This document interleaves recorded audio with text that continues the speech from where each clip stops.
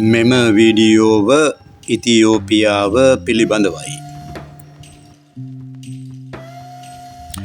නිල වශයෙන් ඉතියෝපියා ෆෙඩරල් ප්‍රජාතන්ත්‍රවාදී ජනරජය ලෙස හැඳින්වෙන ඉතියෝපියාව නැගෙනහිර අප්‍රිකාවේ ඕන් නැමැති කලාපයේ පිහිටා ඇති ගොඩබිම් සහිත රටක් වේ.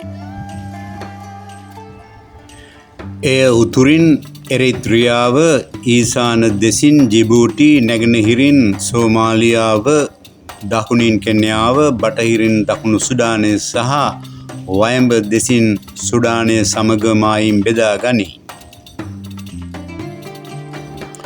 ඉතියෝපියාව වර්ග කිලෝමීටර් 11,04,300ක භූමි ප්‍රමාණයක් ආවරණය වන අතර එහි ජනගහනය මිලියන 132ක් පමණ වේ. ඒ ලෝකයේ 10 වන වැඩිම ජනගහනය සහිත රට බවට පත්වේ. මිලියන 227ක් වාසය කරන නයිජීරියාවෙන් පසු අප්‍රිකාවේ දෙවන වැඩිම ජනගහනය සිටින රට බවට පත්වන්නේ ඉතියෝපියාවයි. අඩිස් අබාබා යනු ඉතියෝපියාවේ අගනගරයයි.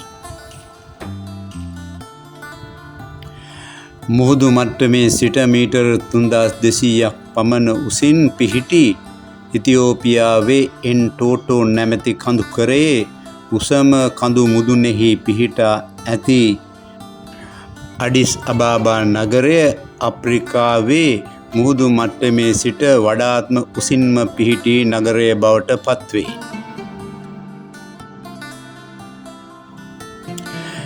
ඉතියෝපියාව යන පදය ව්‍යුත්පන්න වී ඇත්තේ ඉතියෝපියානු රජ කෙනෙකුගේ නමක් වන ඉතියෝපියස් යන වචනයෙන් යයි සැලකේ.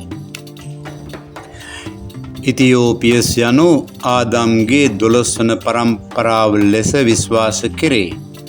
ඔහුගේ පියා කුෂ් ලෙස හඳුනාගෙන ඇති අතර ඔහුගේ සීයා කාම් ලෙස හැඳින්වේ.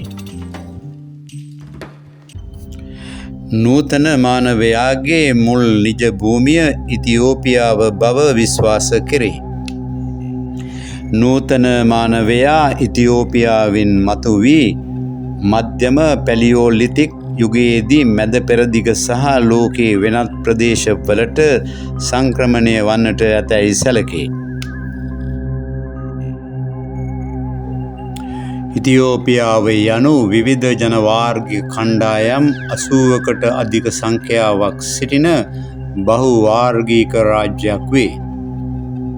ක්‍රිස්තියානි ධර්මය රටේ වඩාත්ම පුළුල් ලෙස ප්‍රකාශ කරන ලද ඇදහිල්ල වන අතර විශාලතම නිකාය වන්නේ ඉතියෝපියානු ඕර්තොඩොක්ස් ටෙවාහෙඩෝ පල්ලියයි. ක්‍රිස්තියානි ධර්මයෙන් පසු ඉතියෝපියාවේ ඉස්ලාම් ධර්මය අනුගමනය කරන සුළු උත්තරයක් ජීවත් වේ. ස්වෛරී රාජ්‍යයක් වශයෙන් ඉතියෝපියාව එක්සත් ජාතීන්ගේ සංවිධානය 24 කණ්ඩායම, නොබැදී ව්‍යාපාරය 77 කණ්ඩායම සහ අප්‍රිකානු එක්සත් සංවිධානයේ ආරම්භක සමාජිකයෙක් වේ. විවිධ අන්තර්ජාතික සංවිධාන රාශියක මූලස්ථානය ඉතියෝපියාවේ අඩිස් අබාබා නගරයේ පිහිටා ඇත. අප්‍රිකානු සංගමය, පෑන් අප්‍රිකානු වාණිජ හා කර්මාන්ත මණ්ඩලය, අප්‍රිකාව සඳහා වූ එක්සත් ජාතීන්ගේ ආර්ථික කොමිසම, අප්‍රිකානු පොරොත්තු බලකාය සහ අප්‍රිකාව කෙරෙහි අවධානය යොමු කරන ගෝලීය රාජ්‍ය නොවන සංවිධාන ඒ අතර වේ. යුරෝපීයන්ගේ යටත් විජිතකරණයට ලක් නොවූ අප්‍රිකාවේ එකම රට වන්නේ ඉතියෝපියාවයි. වර්ෂ 1935 දී ඉතාලියානුවන් ඉතියෝපියාව යටත් කර ගැනීමට උත්සාහයක් කළද එය අසාර්ථක විය. ඉතියෝපියානු හමුදාවන් විසින් දිගින් දිගටම ඉතාලි රාජ්‍යයන්ට විරුද්ධව විරෝධතාවයක් දියත් කළ බැවින් ඉතාලියේ අපේක්ෂාවන් සාර්ථක නොවීය. ඉතියෝපියාව ලෝකයේ දුප්පත්ම රටවලින් එකක් ලෙස ශ්‍රේණිගත කර ඇත. සමස්ත ජනගහනයෙන් 50%කට වැඩි පිරිසක් අන්ත දිලින්දන් ලෙස හඳුනාගෙන ඇත. වර්ෂ 2000දී ජාත්‍යන්තර මුල්‍ය අරමුදල ඉතියෝපියාව ලෝකයේ 3වන දිලිඳුම රට ලෙස හඳුන්වා දෙන ලදී. එසේ වුවත් 2011 වන විට රටේ දරිද්‍රතා අනුපාතය 31% දක්වා පහත වැටුණු අතර වර්ෂ 2024 වන විට ඉතියෝපියාවේ එක පුජ්‍යල දළ දේශීය නිෂ්පාදිතය වාර්ෂිකව 6.2ක වේගයක් වාර්තා කර ගැනීමට ඉතියෝපියාව සමත් විය.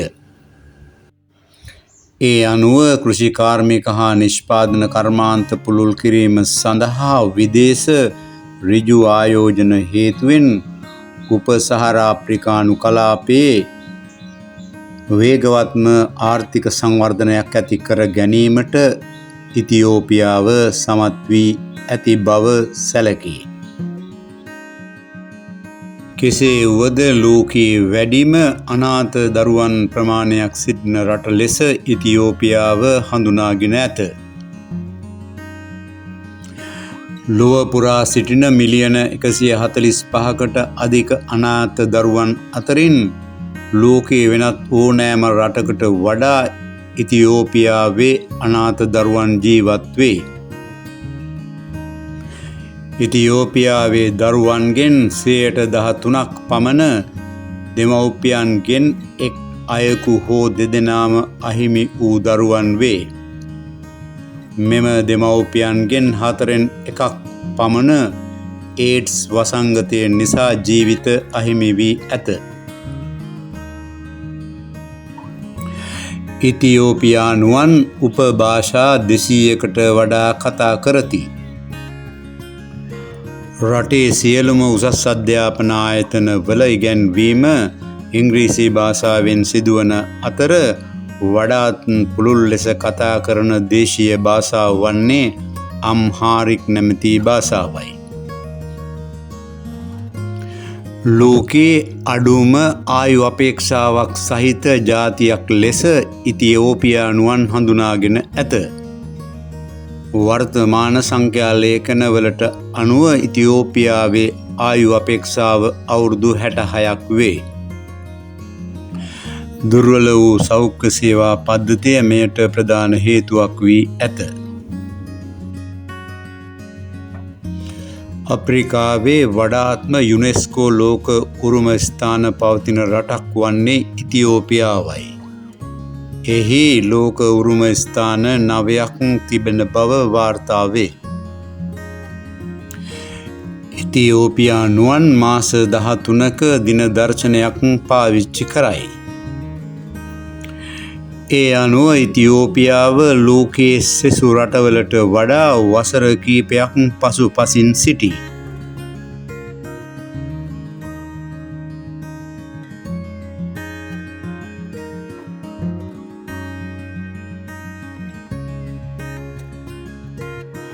තවමත් ඔබ මෙම චැනලය සබ්ස්ක්‍රයිබ් කර නොමැති නම් සබ්ස්ක්‍රයිබ් කරන ලෙස මතක් කර සිටිමි.